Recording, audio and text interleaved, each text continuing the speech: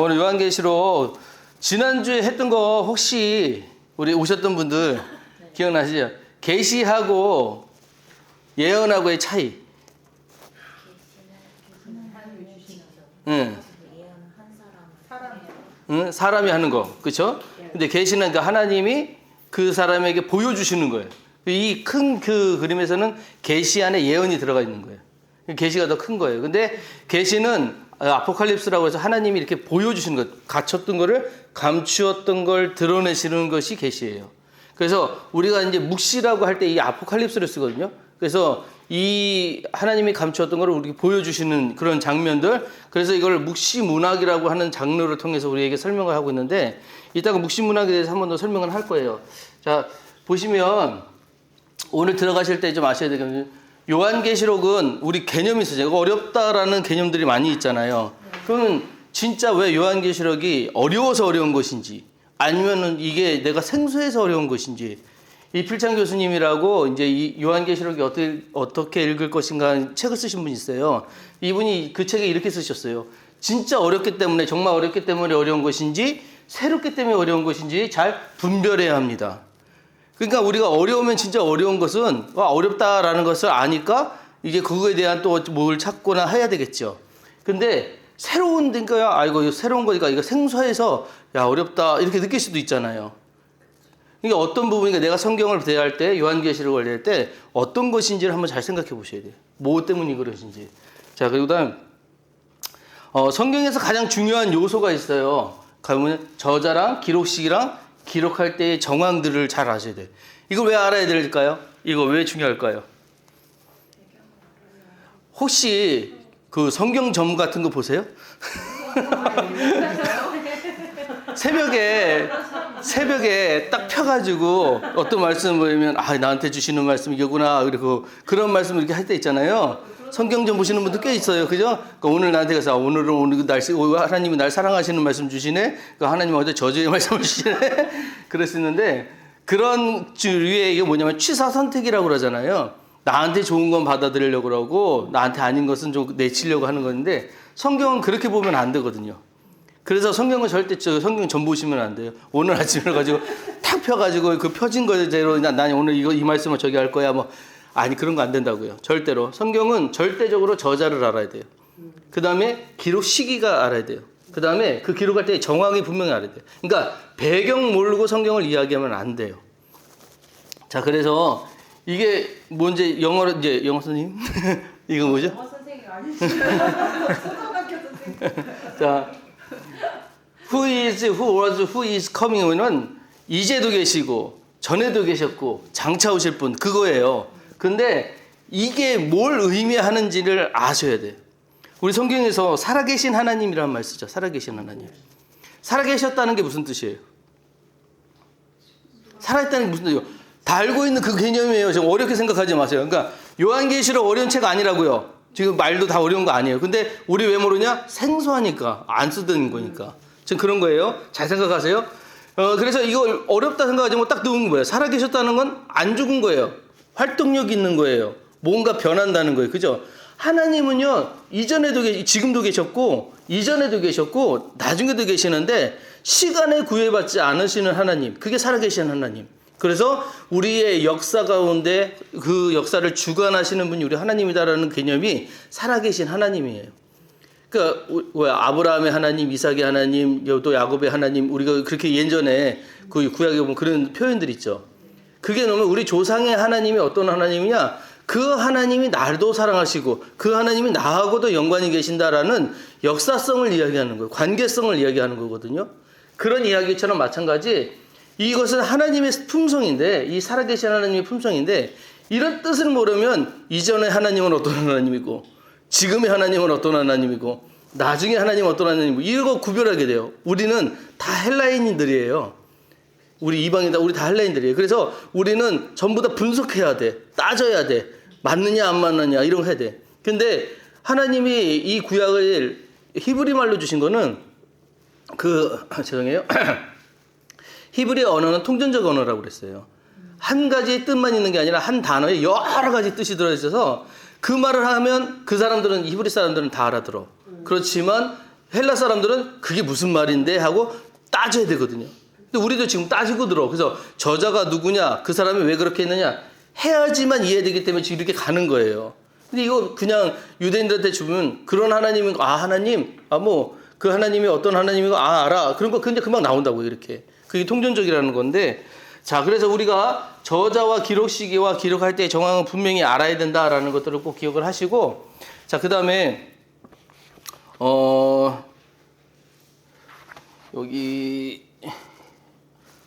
길드라고 혹시 아시나요? 길드. 용선이 게임 안 좋아하나? 게임에 길드 나오는데 그래서 이제 뭐 이렇게 집 짓고 하는 게임에서 상인 조합이 길드인데 이 길드는 나중에 이제 로마 시대 때 만들어지긴 했지만 중세 시대 때 만들어지긴 했지만 나중에 후세에 가가지고 발전한 형태긴 해요. 근데 로마 시대 때 이 길드가 왜 나왔느냐면 길드 같은 형태가 있었어요. 상인 조합이 있었어. 근데 이때의 조합은 어떤 조합이냐? 황제에게 순종하고 황제에게 복종하는 사람들만 혜택을 받는 조합이었어요. 그래서 이 길드의 역할이 중요한 게 뭐냐면 이 길드 안에 들어오면 좀 뭔가 상호생활을 하거나 뭘 하는데 이득이 좋아요. 그래서 이 안에 들어오려고 그래. 많은 사람들이 들어오려고 그래. 근데 조건이 하나 있어요. 그 조건이 뭐냐? 황제를 숭배해야 돼요. 황제에게 절을 해야 돼. 뒤에도 나오겠지만 도미티아누스가 이제 이거 안 되구나. 도미티아누스가 이제 네로 다음에 황제가 돼요. 그래서 로마 제국의 제 11대 황제인데 두 번째 세습 황제였어요. 그러니까 왕조가 계속 이제 세습 때 가는 중에 이제 자기네가 두 번째였으니까 어느 정도가는 이제 기반이 있는 사람들이었거든요. 근데 이 도미티아누스가 어떤 사람이었냐면 과시적이고 비타협적인 성격이었어요. 그러니까 엄청 뭔가 드러내는 거 좋아하고 네로도 그랬잖아요. 자기가 뭔가 어떤 업적 같은 거 드러내기 되게 좋아하고 그랬는데 이 사람도 그랬던 거야. 그런데 성격이 너무 포악하다가 보니까 로마는 공화제 제도고 원로원 제도잖아요.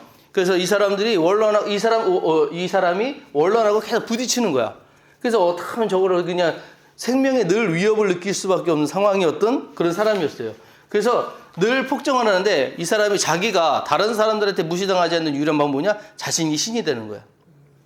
그래서 자기를 숭배하게끔 만들어요. 그래서 그런 명령을 전국에 다 보냈는데 유독 걸리는 데가 있는 거야. 타종교들은 다 괜찮아. 그렇게 섬겨도 돼. 타종교들은 신들도 많으니까. 유대교 중에 유대교들도 타협을 했거든요. 나중에 인정을 해줬는데 유대교들 그 교파조 중에 예수를 믿는 그리스도교가 있는데 얘네들은 안 믿는다는 거야. 안 된다는 거야. 우리는 하나님 위에 절하지 못하겠다는 거야. 그랬더니 나한테 순종하지 않는 이런 것들이 본보기가 되면 안 되겠다 해가지고 교회를 박해하기 시작했는데 네로 때부터 이어진 게 도미티아누스 때 엄청나게 더 박해가 심해져요.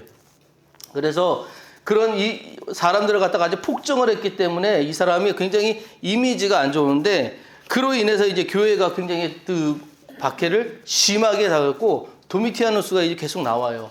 81년부터 96년까지 하면 누가 또 연결돼서 나오겠죠. 누가 나오겠죠. 요때 예수님 제자 중에서 제일 오랫동안 살았던 사람. 네, 요한이 몇 살까지 살았어요? 95세. 그죠? 95세니까 그 안에 들어가죠. 그러니까는 그 시기에 요 뒤에 바로 요한에 대한 이야기가 나오게 될 수밖에 없는 게 이때 도미티아누스 때문에 반모섬으로 유배를 가게 되는 거였어요. 박해 때문에. 그게 다 연결된 이야기입니다. 자, 그 다음에 요 뒤에서 그걸 했나 모르겠는데 길드 얘기했고요. 이거 좀 뒤에 얘기 되니까 참 저기로 해야겠다. 그래서 이제 도미티아누스가 요한을 갖다가 이제 유배를 보내가지고 있는데 유배를 보낸 데가 어디라고요? 반모섬이라는 데였어요. 반모섬이 무슨 섬이냐면 에게해가 있는데 이 위쪽에 에게해가 있었는데 에게해에 있는 돌섬이에요. 돌섬. 거기에서 광산 추출하는 일들을 했어요. 그래서 거기에다가 광산 추출하게끔 요한을 보냈는데 거기에 광산 추출에 모였던 사람들이 어떤 사람이냐면 정치범들이에요. 그러니까 정치적으로 이 사람들은 좀 고립시켜야 되는 사람들을 갖다가 거기다가 보내서 이렇게 하는데 95세 된 할아버지가 무슨 일을 해요. 그런데도 불구하고 그 할아버지를 거기다 보내가지고 일을 시킨 거예요. 자, 근데 문제는 뭐예요? 우리가 있는 요한계시록 1장에 보면 반모섬에서 하늘의 소리를 듣고 환상을 보기 시작을 해요. 그죠? 그때 환상을 보고 나서 요한이 이거는 하나님이 계시구나 이거죠. 막 썼잖아요. 그죠? 자, 그러면은 요한계시록을 어디서 썼을까? 요한계시록을 반모섬에서 썼다고 생각하실까요? 그렇죠. 거기서 쓰지는 않았을 거예요. 왜냐? 말씀드렸다시피 두루마리 하나 만드는데 집 한 채가 필요해요. 두루마리 하나를 만드는 책 하나가. 그래서 집 한 채 가격이 들기 때문에 절대로 못하고, 그러면은 도대체 이 요한은 이걸 어떻게 썼을까? 여러분들 책 읽으면 다 기억되세요? 그냥 내가 뭔가 환상을 봐서 이게 잘 정해야지. 그리고 하고 있으면 다 안 잊어먹고 그대로 갖고 계셔요? 안 되죠. 그래도 돼요. 우리는 안 되는데 돼요. 솔제니친이라는 사람 있잖아요. 혹시 아세요? 이반 데니소비치인가? 데니소비치 하루 해가지고 그 수용소의 일을 폭로를 했던 사람이 있어요. 솔제니친이라고. 근데 이 사람이 그걸 어떻게 폭로했느냐? 소리도 똑같은 거예요. 감옥에 갇혔는데 할 게 없잖아요. 그러니까 하루 종일 내가 글을 갖다가 머리로 쓴 거예요. 머리로 이렇게 썼던 거 다시 생각하고 이런 식으로 머리로 써가지고 나오자마자 그대로 써가지고 책 한 권을 만들었어요. 그래서 그걸 가지고 출간을 해가지고 이게 굉장히 이슈가 되셨어요. 그 당시에 이제 현장 보도를 한 거죠. 거기에 대한 이야기들을 한 거. 똑같은 사람이 유시민 씨 있잖아요. 아시죠? 네. 이분이 나의 항소 이유서인가 하는 그걸 썼는데 똑같았대요. 그 감옥에 갇혔는데 뭐 감옥에서 항소 이유를 쓰라고 그랬는데 쓸 시간이 없잖아요. 그러니까 머릿속으로 계속 기억하다가 하루 그 10장인가 100몇 장인가 뭐 하여튼 그거를 그거 놓고 하루에 그냥 다 썼대요. 다 써가지고 그냥 탁 올린 거예요. 그랬더니 그게 그냥 우리만 보면 안 된다 그래가지고 이게 원래 항소이유서는 그냥 우리 해가지고 자기 의견서 내는 거거든요. 이게 책으로 만들어가지고 나왔어요. 지금도 돌아다니는 책들이 있으니까 혹시 보시면 안 돼. 뭐 그 내용은 별거 아니에요. 근데 하여튼 그게 대단한 거죠. 그리고 자기가 이 얘기를 했다는 거 대단하니까요. 근데 이걸 어떻게 했냐? 그래서 요한도 마찬가지였던 거예요. 너무 놀라운 기억이었던 거예요. 하나님이 이런 걸 보여주시기 너무 놀랍잖아요. 그걸 머릿속에 잘 기억하고 있다가 나와서 어디서 했느냐? 바로 에베소 교회에 가서 에베소 교회에서 이걸 쓴 거로 다들 추정을 합니다. 그래서 이것을 썼는데 두 가지예요. 우리 보도라는 것을 볼 때, 뉴스를 볼 때 현장 보도가 있고 심층 보도가 있어요. 그죠? 어떤 게 더 중요해요? 답은 아는 것 같은데 왜 자신들이 없으세요? 네? 현장 보도는 현장에 대한 사건들에 대해서 지수라는 데는 최고예요. 그죠? 그건 최고예요. 네. 하지만 왜 그것이 일어났는지 그 의미가 뭔지까지는 몰라요. 네. 근데 심층 보도는 뭐예요? 야, 이게 어떻게 일어난 것이고 사실 이렇게 해서 이런 결과가 됐습니다라고 하는 모든 것들을 다 나중에 아울러서 결정을 다 보고 확인하고 올려지는 게 심층 보도예요. 그렇죠? 훨씬 더 중요한 건 심층 보도예요. 요한계시록은 심층 보도예요. 뒤에 이 요한 사도가 내가 이런 환상을 보고 그 당시에 바로 받아 적은 것이 아니라 이렇게 하나님의 환상을 보여주신 건 이런 의미였구나라는 것을 알고 그리고 나서 쓴 것이 요한계시록이라고요. 이게 중요한 책이에요. 그래서 그렇게 되었던 거. 자, 그 다음에 묵시문학의 특징이 있어요. 묵시문학. 이게 묵시문학이라고 그랬잖아요. 묵시문학은 그림 언어를 사용한다. 그래서 그림 언어를 사용한다는 것은 그림 이제 우리가 이걸 보면서 머릿속으로 자꾸 그려봐야 되는 거예요. 이건 무슨 모양이고 나중에 이제 용 모양 나고 짐승 나오고 그럴 때 한번 그려보셔야 돼 머릿속으로. 그럼 되게 이상할 거예요. 도대체 이게 생물이야? 이런 것들 나와요. 하지만 그려보시면 이게 무슨 의미인지도 알게 되셔요. 그래서 조금 이제 그런 건 나중에 같이 해볼 거니까요.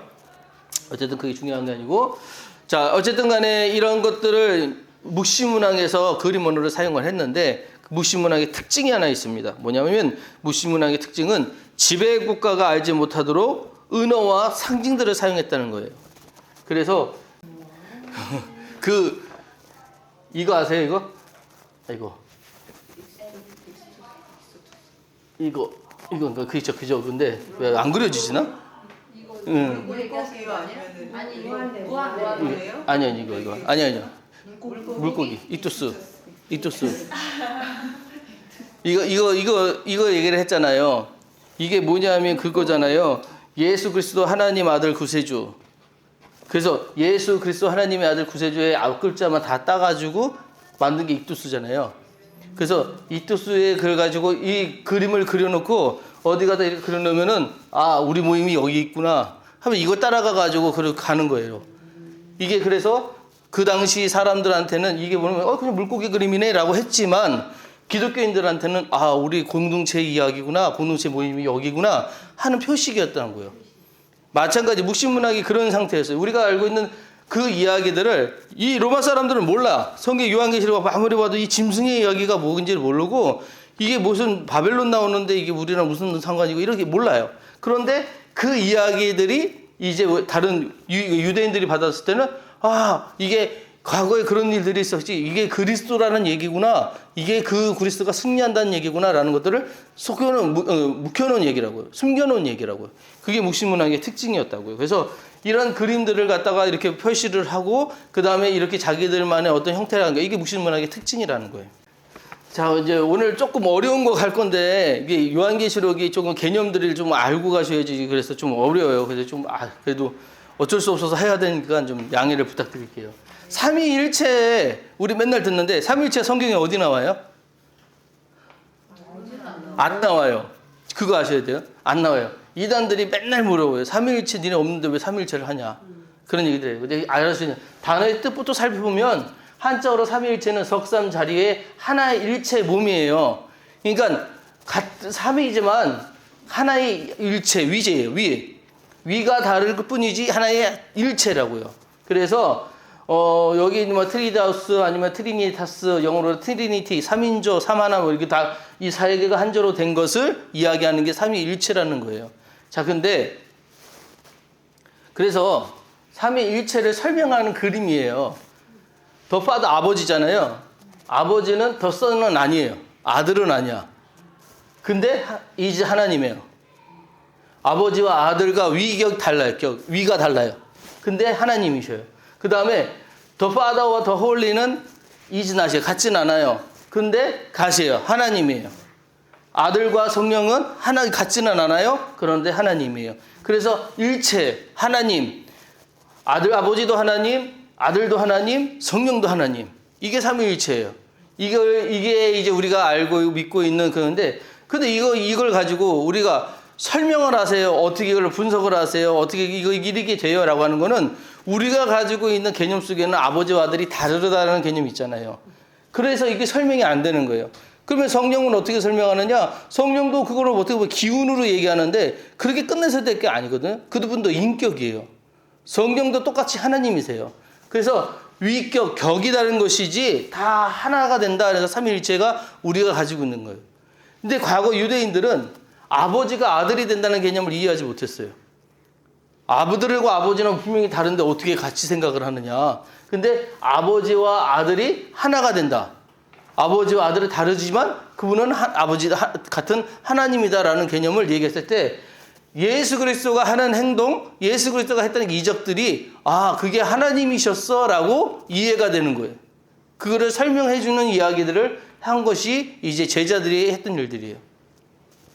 조금 이해가 되셨나 모르겠어요. 이게 자, 그래서 이제 성경에 신앙적인 신앙적 교훈들이 있는 세 가지 신앙적 교훈들이 있는데 삼위일체 하나님 연합과 교리를 보시면 우리 요한계시록 1장 4절에 보시면 우리가 아까 제가 말씀드렸던 거예요. 지금도 계시고 장차 오시리 그 보좌 앞에 7 영과 이렇게 되어 있어요.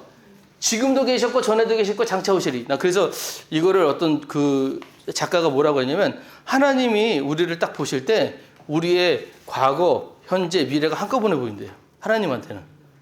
그래서 우리가 앞으로 지을 죄도 보인다는 거예요.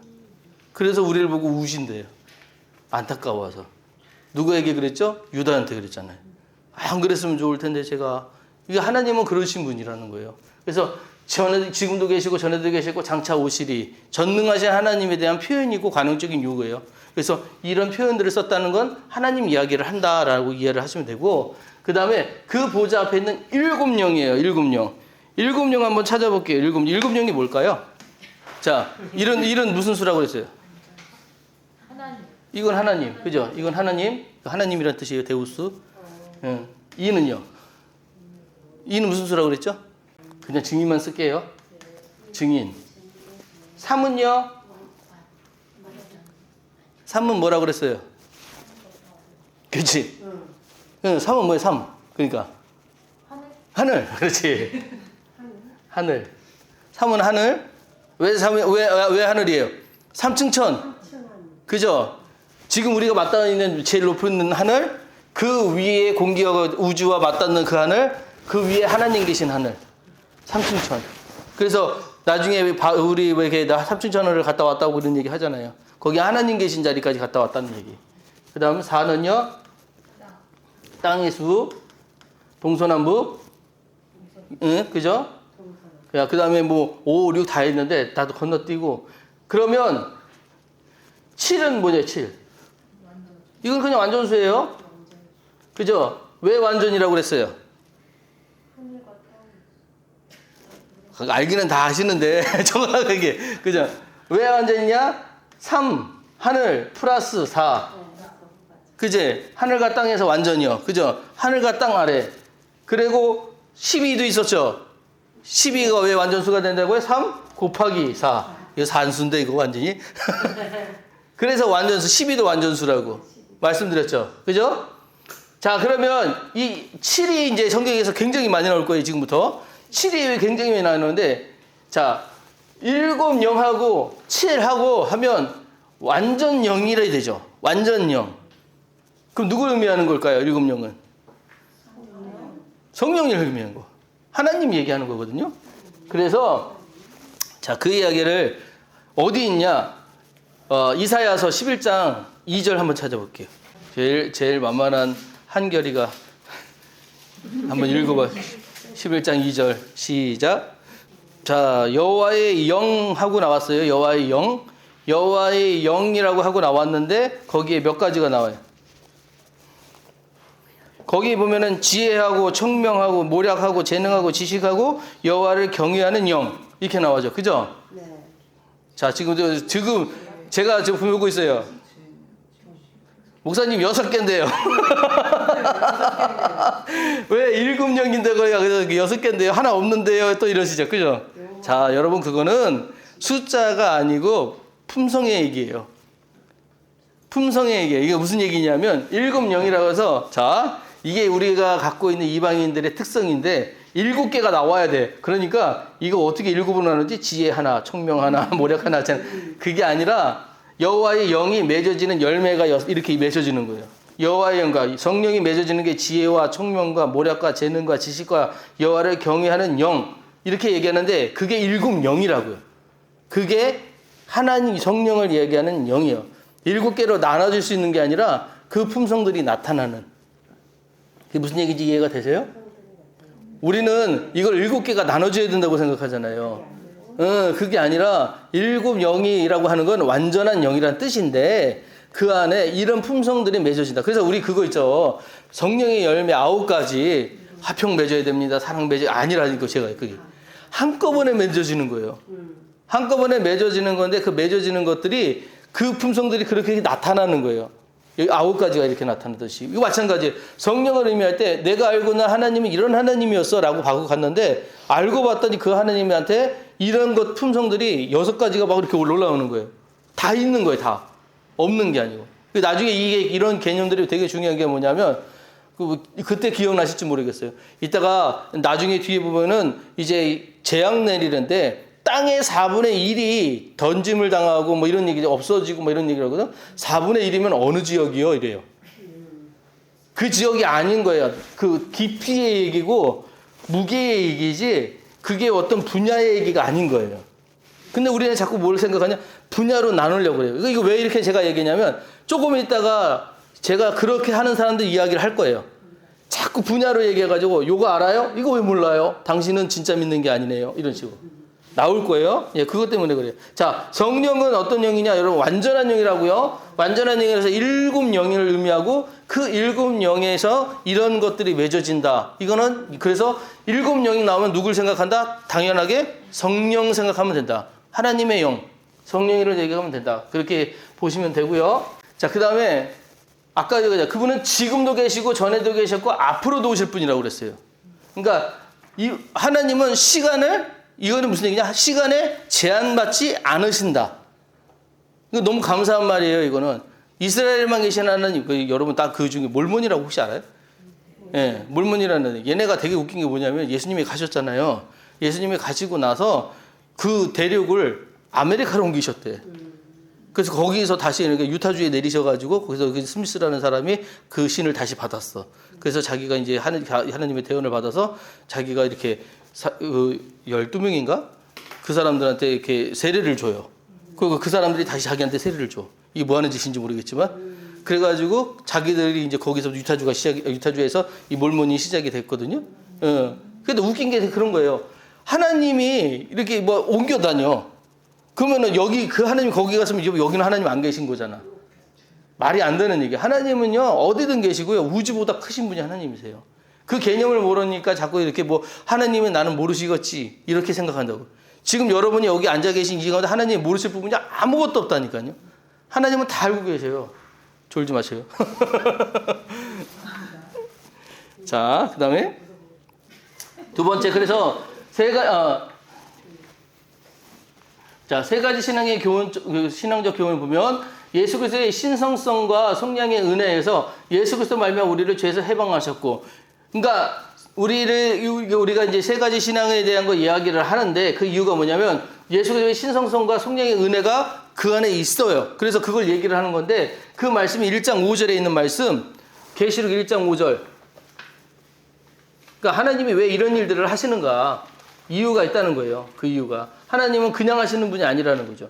1장 5절에 또 충성된 증인으로 죽은 자들 가운데서 먼저 나시고 땅의 임금들의 머리가 되신 예수 그리스도로 말미암아 은혜와 평강이 너희에 있기를 원하노라. 우리를 사랑하사 그의 피로 우리 죄에서 우리를 해방하시고. 자, 여기서 우리가 한 게 있어요? 없어요. 다 하나님이 하시는 거야. 그러니까 모든 구원은 어디부터 시작이냐? 우리부터 시작이 아니에요. 하나님의 주권적인 거예요. 하나님으로부터 시작이에요. 그래서 우리를 사랑하사 자기 피로 우리의 죄 해방하셨어요. 죄는 누가 졌는데? 우리가 졌는데 하나님 우리가 지금 한 거나 아무것도 없어요. 그냥 하나님이 다 하시는 거야. 그런데 왜 하나님한테 불만이 그렇게 많아요? 불평이 그렇게 많아요. 왜 이것도 안 해줘요? 저것도 안 해줘요? 그러고. 세 번째, 예수 그리스도의 재림과 심판의 확실성. 예수 그리스도는 반드시 오십니다. 라고 하는 게 갖고 있는 우리가 가져야 되는 사고라는 거예요. 그래서 여기 보면 1장 7절에 볼지어다 구름 타고 오시리라 했더니 거기 말씀에 볼지어다 그가 구름 타고 오시리라 각 사람이 눈이 그를 보겠고 그를 찌른 자들도 볼 것이요 땅에 있는 모든 족속이 그로 말미암아 애곡하리니 그러하리라. 아멘. 이렇게 되어 있어요.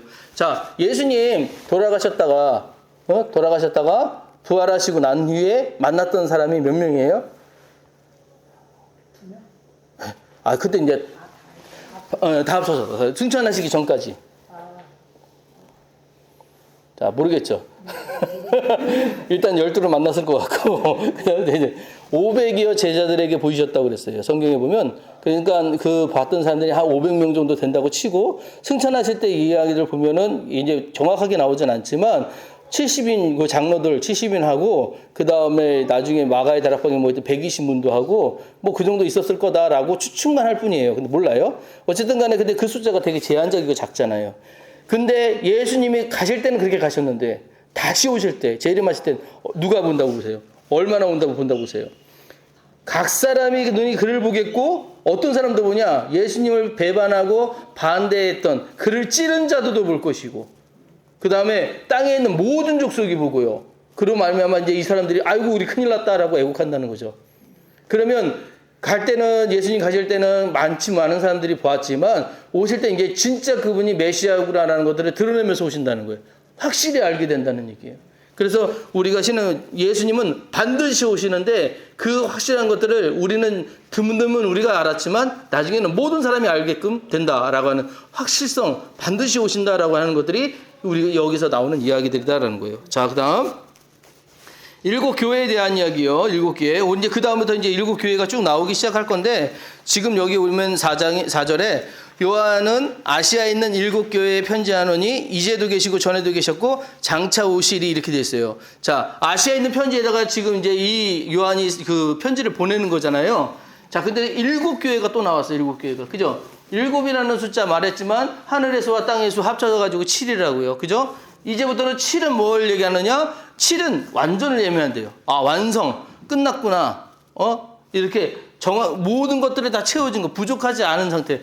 퍼펙트. 되죠?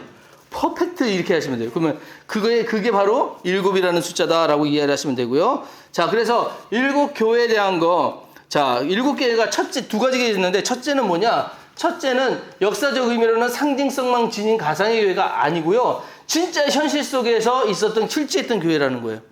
지금 보시겠지만, 여기 있는 버가모, 소모나, 에베소, 두아디라, 사데, 빌라델베, 라우디게아가 그냥 상상 속에서 만들어진 교회가 아니고, 진짜 지역이 있어요, 가면. 그 교회가 있었던 자리가 있어요. 있었던 교회가.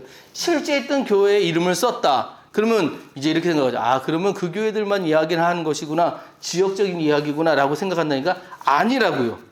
아니고, 둘째, 상징적인 의미로 7교회는 모든 세대의 교회를 다 포함하는 교회라고요. 두 가지. 실제 있던 교회이기도 하지만, 그건 모든 교회의 대표성을 띠기도 한다는 거예요. 그래서 이 7개의 하신 얘기를 잘 들어보면, 지금 우리에게 하시는, 교회들에게 하시는 말씀이다라고 보실 수 있다는 얘기죠. 자, 그 다음에요. 그래서 성부 하나님과 성자 하나님의 이야기가 나오는데, 성부 하나님, 성자 하나님 이렇게 나오는 이유는 뭐냐면, 말씀드렸지만 유대인들은 성자 하나님이라는 게 굉장히 생소해요. 아버지면 아버지고 아들이면 아들이지. 근데 이게 왜 그렇게 되느냐?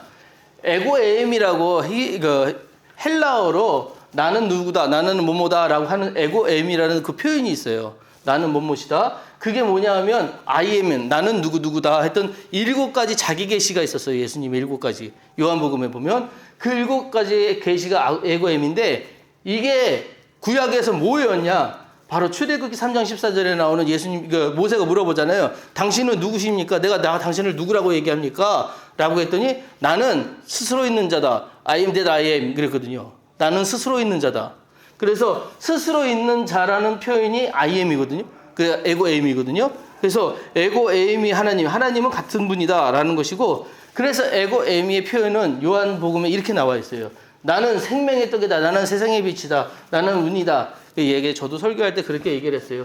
생명의 떡은 뭐고 세상의 빛은 뭐고 하나씩 다 설명했어요. 그제 그거를 그렇게 하는 이유는 뭐냐면, 우리는 분석적으로 그렇게 하니까 그게 이해가 돼야지 아 그거구나라고 하는 사고들이 있어서 그렇게 얘기하는 건데, 사실은 이게 다 뭐 얘기하는 거라고? 예수님 얘기하는 거라고요. 예수님 하면은 유대인들은 아는데 그 안에서 무슨 어떠한 성품들이 나타나느냐, 특성들이 나타나느냐라고 보는 거예요. 그분은 생명의 떡이기도 하고 세상의 빛이기도 하고 문이기도 하고 선한 목자이기도 하고 부활이고 생명이기도 하고 길이고 실이고 생명이고 참 포도나무이기도 하고. 말 빨라졌다. 그죠? 그런 분이 예수님이다. 그게 나의 뜻이니까. 하나님도 마찬가지. 하나님은 어떤 한 분야로 하나님은 이거다라고 못해요. 지금 제가 하나님에 대해서 설명을 해도 저 그렇게 못해요. 하나님은 어떤 분성을 갖고 계신지 잘 몰라요. 우리가 알고 있는 거는 지금 빙산의 일각이야. 그렇죠? 그래서 하나님을 알아가는 거예요. 알아가는 거. 자, 지금부터 타종계라고 하기 좀 그런데 이제 이들 얘기를 할 거예요. 신천지 천안교회에서 실제적으로 이런 공부를 시키더라고요. 그래서 내가 찾아봐가지고 가져왔는데, 자, 자의적인 이제 주장 이렇게 얘기합니다. 7이 완전수임으로 요한계시록 1장 4절 7영은 완전한 영, 성경의 7은 완전수라고 어디 나와 있는가? 3은 하늘, 4는 지상, 또한 성경은 어디에 나와 있는가? 지금 제가 했던 얘기 그대로 나왔죠. 자, 이거 먼저 들었으면 여러분 제가 어떻게 했을 것 같아요? 아니, 이거 먼저 들었으면, 이걸 알고 계셨으면 내가 했던 얘기 저거 성경에 없는데 이렇게 들으셨을 거 아니에요. 그죠? 이거는 성경에 있는 얘기가 아니라 유대인들이 갖고 있는 문화가에 갖고 있는 그걸 가지고 얘기한 거지, 성경에 이런 얘기는 안 써요. 성경에 모든 얘기가 다 들어가 있는 거 아니잖아요. 그죠? 자, 그래서 요거 보세요. 재밌어요, 얘들 보면. 성경이 바른 증거, 자기들이 하는 증거예요. 7영. 그래서 진짜 7영은 이거다라고 얘기하면서 요한계시록 4장 5절. 찾아봐요. 찾아봐요. 봐야 돼, 이런 거. 자, 4장 5절.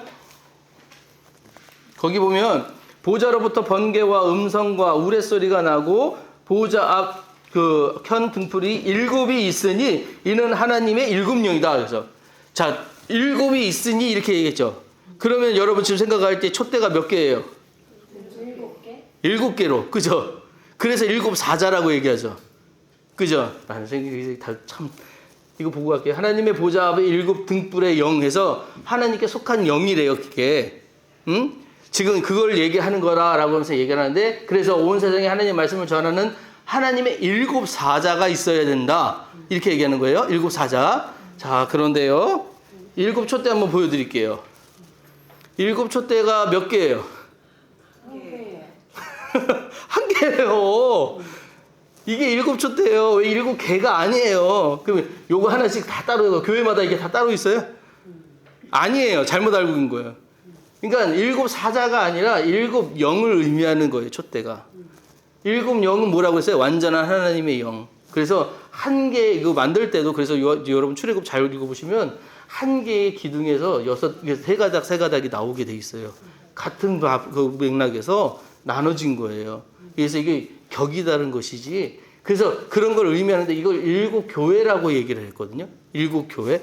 근데 이걸 갖다가 일곱 촛대라고 그래서 일곱 사자라고 얘기해서 그 사자 중에 하나가 지금 이만이고 그래요. 여기 보세요. 자, 보세요. 성경적 바른 증거 해가지고 자기들, 이게 바른 게 아니고 얘네 얘기예요. 구약 모세 하늘에 있는 것을 보고 이 땅 장막에 일곱 등불을 만들음. 그 다음에 아론이 그 등불을 정리함. 스가랴서 4장에 이 등불은 온 세상을 도로 행하는 하나님의 눈. 이거 다 만든 얘기거든요. 그거 않는 얘기예요. 근데 3장 1절에 예수님의 일곱 영을 가지고 있다. 일곱 영이 뭐라고 그랬어요? 성령. 근데 그거 없었죠? 그런 얘기 없었어요. 요한계시록 5장 6절에 어린 양에게 일곱 눈이 있다. 자, 이거 보세요. 어린 양에게 일곱 눈이 있다라고 그랬어요. 일곱 눈은 뭘 것 같아요? 일곱 아까 얘기했잖아. 일곱 뭐였어요? 일곱 개의 눈이 아니라 일곱 눈은 모든 걸 볼 수 있는 눈이죠. 완전한 눈이잖아요. 그렇죠? 완전한 눈이 누구에게 있다? 어린 양. 어린 양 누굴까요? 예수님에게 있다. 그 얘기예요. 일곱 눈이 있다는 거는 일곱 개의 눈이 아니에요. 완전한 눈이 있다. 그래서 주님이 재림게 하게 할 때 역사한다 이렇게 얘기했는데, 자, 한번 결론 볼게요. 그래서 요한계시록 1장 4절 일곱 영은 하나님의 보좌 앞에 일곱 등불의 영 이렇게 설명을 해요. 일곱 등불의 영. 그래서 여기 이거를 4장 5절과 연결시켜가지고 온 세상에 하나님의 말씀을 대언하는 하나님의 일곱 사자라고 설명을 하는데, 아까 몇 개 했어요? 저기 촛대 몇 개라고요? 하나. 일곱 개 안 되는 거예요. 아, 답답해. 그래서 일곱 영의 사명에 교육과 감찰을 한다는데, 이 사자를 보내서 사자가 교회마다 해가지고 감찰한다고 그러는데, 나중에 이제 보시면은 교회마다 사자가 있고요. 그 사자가 이제 교회를 치리하는 때 예수님이 각각의 교회에 따라서 모습을 달리 등장을 하세요. 그거는 사자 때문에 그런 게 아니라 교회가 갖고 있는 그 당시 상황 때문에 예수님의 모습이 달라져요. 그래서 그것들을 설명을 해줘야 되는데, 일곱 영 했더니 설명을 해주라 했더니 이렇게 해가지고 그래서 우회전하라고? 그래서 일곱 영을 설명을 했더니 일곱 개의 영이 있어가지고 그래서 나눠져가지고, 그래서 얘네가 난 지난번에 여기 와가지고 지파별로 아마 그걸 하다가 요한 지파에 이만희 씨가 오셨대요. 아니, 우리 여기 마띠아 지파에 이만희 씨가 오셨대요. 그 오신 이유가 왜 오셨냐, 여기 왔더니 여기가 제일 발전했다. 제일 많이 모였대. 제일 성장을 했대, 제일 잘. 난 너무 속상했어요, 그 얘기가. 공주가 그렇대요, 지금. 그래가지고 와가지고 칭찬하고 갔대잖아요. 그만이. 이런 안타까운 일들이 지금 우리에게 나눴어요. 자, 결론.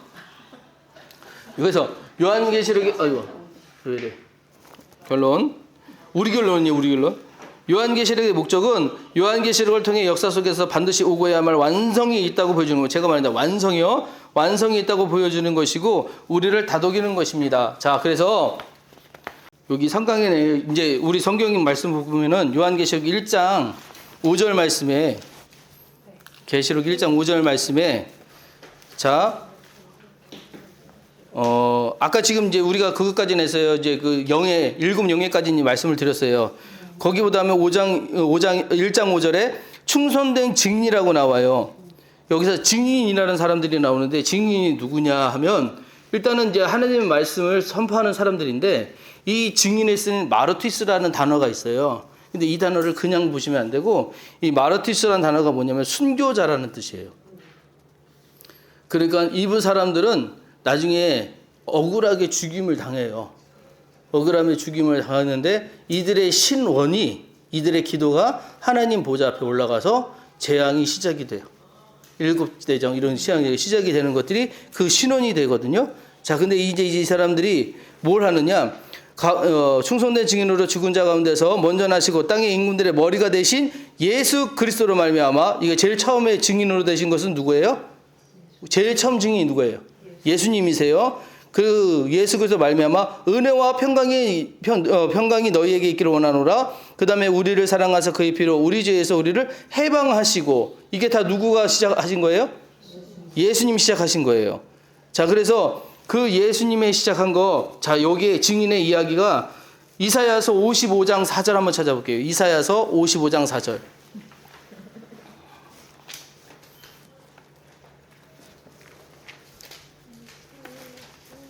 이사야서 55장 4절 말씀 한번 잘 읽어볼게요.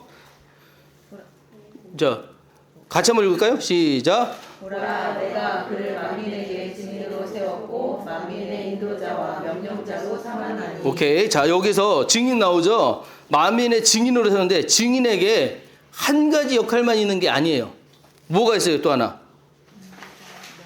인도자와 명령자.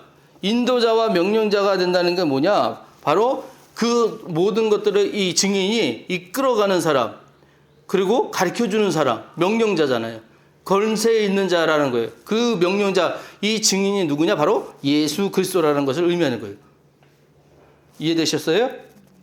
자, 그러면 이렇게 이제 그 하신 예수님이 어떻게 또 우리에게 그런 일들을 정의하고 계신가? 로마서 11장 22절이요.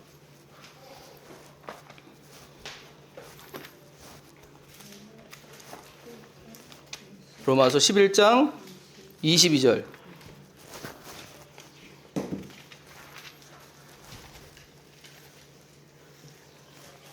자, 여기 두 가지 단어 인자하심과 준엄이 있습니다. 그거 한번 잘 보시면서 자, 11장 22절 같이 읽겠습니다. 그러므로 하나님의 인자하심과 준엄하심을 보라. 넘어지는 자들에게는 준엄하심이 있으니 너희가 만일 하나님의 인자하심에 머물러 있으면 그 인자가 너희에게 있으리라. 그렇지 않으면 너도 찍히는 바 되리라. 자, 우리가 예수님에 대해서 잘 생각하셔야 되는 거예요. 예수님은 우리가 멸망당하기를 원하실까요? 구원받기를 원하실까요? 구원받기를 원하세요. 그죠? 자, 그러면 멸망당하기를 원하시면 준엄만 있으면 돼요. 여기 지금 말 읽은 것처럼 인자하심과 준엄하심을 보라 했을 때 넘어지는 자들에게 준엄함이 있다라고 하는 건 뭐예요? 준엄함은 잘못을 했을 때 잘못한 거 책망하고 깨닫게 하고 그것에 대해서 책임만 지게 하면 돼요. 그게 준엄이잖아요. 절대 안 봐줘요. 준엄은 공의라고 생각하시면 돼요. 그런데 그 준엄함만 있으면 되는데 예수님이 그러시냐? 아니요. 예수님은 인자하셔요. 그래서 너희가 만약 하나님의 인자하심에 머물러 있으면 그 인자가 너희에게 있으리라. 예수님이 그러고 싶다는 거예요. 그러니까 준엄함 때문에 분명히 벌 받을 사람들, 우리 다 그런 사람들이거든요.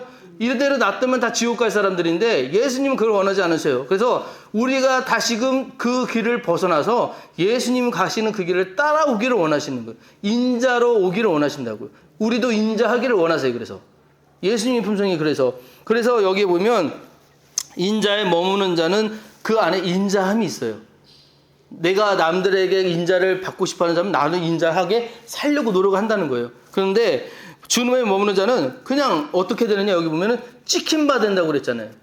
책임을 지길 수밖에 없는 거예요. 나는 상관없어. 나는 어쨌든 법대로 지켰어. 다른 사람이 법대로 해도 난 상관없어. 저 사람은 내가 뭐 안 그랬는데 뭐 제가 그러는 거 어떻게. 안 된다는 거예요. 잘못을 보고 있으면, 잘못되는 것을 가고 있으면 그 길에 대해서 돌아서게끔 우리는 뭐 해야 돼요? 자꾸 그에 대해서 이야기하고 격려하고 돌아오게끔 인자를 자꾸 베푸는 거예요. 긍휼함을 베푸는 거예요. 그래야지만 그 누구 때문에 그러냐? 예수님이 그렇게 원하신다는 거예요. 예수님 품성을. 증인이 어떤 사람들이냐? 두 가지를 다 갖고 있는 사람들이에요. 인도자와 명령자예요. 그런데 뭐로 인도하느냐? 어떤 것으로 인도하느냐? 내가 하나님의 말씀을 받은 자니까 너 내 말씀 안 들었어. 내가 가르쳐준 대로 안 살았어. 너 끝났어. 넌 여기까지야. 이건 뭐예요? 준엄이잖아요. 그거 아니라는 거예요. 인자로. 걔가 준엄함으로 볼 때 분명히 범죄고 잘못됐지만 인자함으로 그를 기다려주고 자꾸 이끌어주고 다시금 그 안으로 들어오게끔 하기는 원하는 게, 하나님은 모든 사람이 구원에 이르기를 원하신다고 그랬잖아요. 그걸 하신다는 거예요. 그래서 하나님은 이런 양면성이 있다는 거.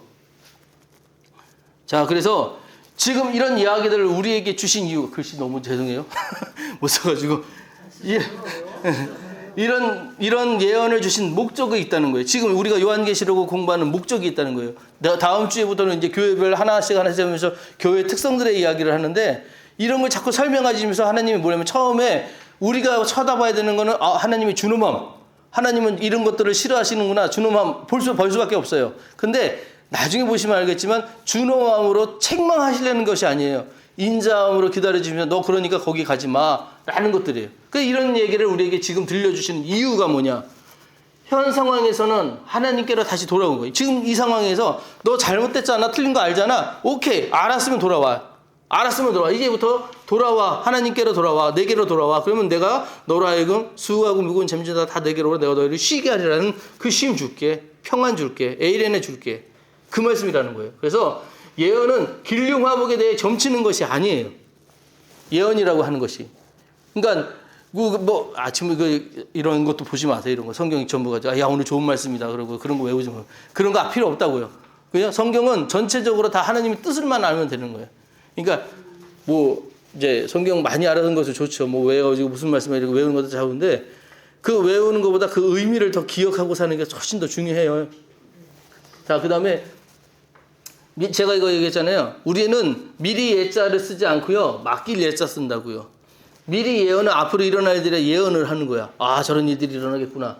아니요. 근데 우리는 맡길 예자고. 맡았다고 하는 건 로마서 3장 2절 말씀 제가 찾아드릴게요. 로마서 3장 2절 말씀에 자, 그대는 유대인의 나음이 무엇이냐? 1절부터 볼게. 유대인의 나음이 무엇이냐? 할례의 유익함이 무엇이냐? 범사에 많으니 우선은 그들이 하나님의 말씀을 맡았습니다. 이 얘기예요. 이래서 우리는 이 예자를 쓴다고요. 그래서 우리가 하나님의 말씀을 맡았어요. 자, 그러면 우리의 신분이 뭐냐? 우리는 청지기라는 거예요. 청지기라는 사람이 어떤 사람들이냐? 주인의 것을 가지고 내가 그것을 주인이 잘하게끔 운용하는 사람들이 청지기예요. 아무나 청지기가 되는 게 아니라 주인이 신뢰하는 사람만이 청지기가 될 수 있어요. 그래서 말씀을 맡겼다 그러는 거는 이 말씀 너한테 줬으니까 그 말씀을 잘 운용해서 살게끔 해봐. 라다게끔 해봐. 이게 하나님 뜻이라는 거예요. 이해되셨어요? 이게 요한계시록의 뜻이에요. 그래서 이렇게끔 우리에게 하는 거. 그래서 커지네? 이런 거구나. 요한계시록은 단순히 미래를 알려주는 것이 아니라 구약의 선지자들의 예언적 선포에 더 가깝다. 이건 무슨 얘기냐면 선지자들에게 말씀을 맡기셨고 그 말씀을 들은 사람들이 하나님이 그런 말씀들을 우리 민족에게 주셨구나 알게 되었잖아요. 요한계시록도 마찬가지 우리에게 들려주시고 나서 그 말씀대로 너희들은 저주를 받을 것이야. 이렇게 준엄한 이야기가 아니라 너희들의 긍휼을 베풀 거야 하는 사랑의 이야기라고요. 그렇게 보셔야 된다는 얘기예요. 그게 요한계시록이고. 자, 그래서 다음 주부터는 우리가 바로 이제 일곱 교회 에베소 교회부터 시작을 하면서 2장에 들어가게 됩니다. 2장 얘기를 들어가게 되는데 하나하나 이런 이야기들을 들어갈 때마다 교회들에게 하신 말씀인데 희한하게 우리에게 적용돼요. 그렇게 들어가는 거죠. 자, 거기까지 가도록 하겠습니다. 자, 그다음에 원래는 우리가 시간이 좀 더 있으면 이 더 깊은 묵상을 같이 한번 해보려고 했거든요. 이거를 집에 가셔서 개인적으로 이렇게 좀 해보시기를 꼭 부탁을 드릴게요. 그래서 내용이 엄청난 건 아니니까요. 1장 4절에서 5절 성부 하나님, 성자 하나님, 성령 하나님을 어떻게 설명하고 있는지 다시 파악해보자. 그래서 내가 하나님에 대해서 어떻게 생각하는지 그런 것들과 삼위일체 하나님을 믿는 신앙의 다른 신관. 그래서 범신론, 다신론. 범신론하고 다신론하고 다른 게 뭐예요? 차이점.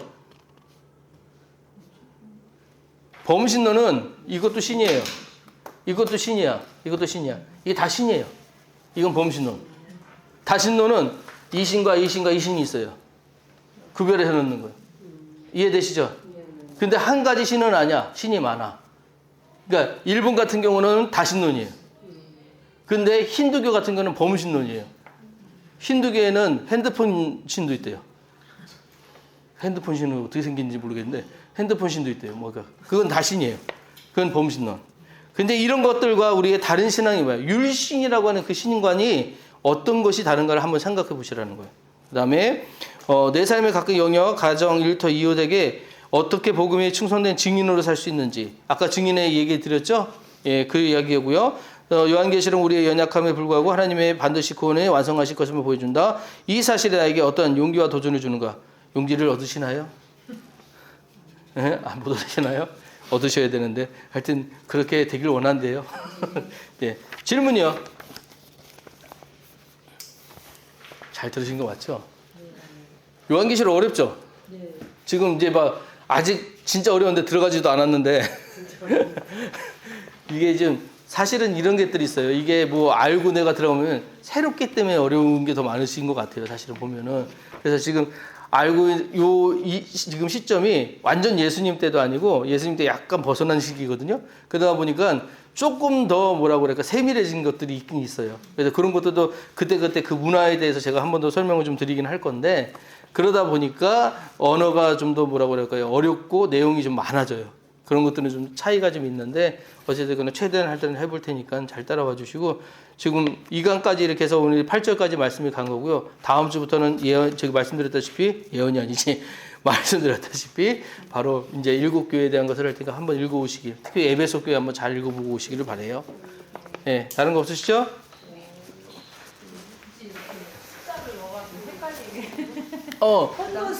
그러니까 요게 그거예요. 제가 그러니까 우리는 이 숫자를 보고 되게 어렵잖아요. 유대인들은 이 숫자를 보고 그림이 그려지는 거예요. 어떤 그림이 그려져서 아 이런 거구나라고 해서 나중에 이제 천사 나오거든요. 천사가 재밌는 게 뭐냐면 날개가 6개예요. 날개가 6개인데 2개는 나르고 2개는 눈 가리고 2개는 다리를 가리고 막 그래요. 그러면 이 천사를 가지고 이제 그런 모양을 왜 만들었는지 모르잖아요, 우리는. 근데 얘들은 천사 하면은 벌써 알아. 7 천사가 있어 벌써. 유대인들에게 머릿속에는 7 천사가 있어서 아 얘는 미가엘이구나, 얘는 가브리엘이구나, 뭐 이런 게 딱 있어요. 이런 것들이 우리가 좀 차이가 있는 거예요. 그러니까 우리나라 같은 경우는 그 이단들이 구체적으로 이렇게 요한계시록 가지고 이렇게 장난을 많이 치는 맞아요. 유혹을 하잖아요. 네. 그러면은 이스라엘에는 이단이 없어요? 아니요, 있죠. 있어요? 있죠. 그러니까 우리가 지금 천사 숭배 사상을 갖고 있는 그런 유대교가 있고요. 천사를 안 믿는 사두개인들이 있고요. 이는 뭐 이런 것들이 있어요. 그래서 이 안에서도 그 안에서도 이단들이 엄청 있어요. 그래가지고 이제 유대인들 같은 경우는 아주 어릴 때부터 같은 어떤 뭐라고 그럴까 교육과 방법을 생각가지고 하기 때문에 이단이 적어요. 이단이 적어요. 왜냐하면 걔네들 사고 속에는 이미 뭔지를 알고 있으니까. 근데 우리는 성경을 받아들인 입장이다 보니까 우리는 이거 해석 잘 안 되고 있는데 이거다 그러면 쉽잖아. 그러니까 그 얘기를 너무 잘 받아들인 거예요. 그러다 보니까 지금 아까 얘기했지만 7영 얘기하는데 7 촛대 얘기하고 이러는데 이걸 7개라고 생각하고 이게 7 사자다라고 아니라니까요. 등불 하나하나가 그게 하나라고 하나의 얘기를 하는 건데 그렇게 한다. 저 같은 사람은 목사님의 얘기 들었으니까 그렇게 하는데 만약에 그 얘기를 먼저 들었으면 그런 거 쓸 수도 있겠다. 그럴 수 있죠. 이런 생각이 들고. 그게 위험해요. 그래서 우리가 잘 배워서 잘 가르쳐 줘야 돼요. 진짜. 예, 그렇습니다. 다른 거 없으시죠? 네, 기도하고 마칠게요. 하나님 감사합니다. 오늘 이렇게 또한 요한계시록 2강을 잘 마치게 하시니 감사드립니다. 배우고 익히고 나갈수록 하나님 더욱더 주님과 가까워질 수 있도록 도와주시고 무엇보다도 분별력을 허락하여 주셔서 하나님의 뜻을 알게 하여 주옵소서. 그래서 이 땅에서 하나님 말씀대로 살아가는 귀한 거룩한 성도 되게 도와주시고 그 삶을 살아가는데 힘과 능력과 여건을 허락하여 주옵소서. 날씨 가운데 건강 지켜주시고 다시 모일 때까지 주님 눈과 같이 지켜주옵소서. 함께 하시라 믿사오며 걸어가신 예수 그리스도를 받들어 기도드렸사옵나이다. 아멘.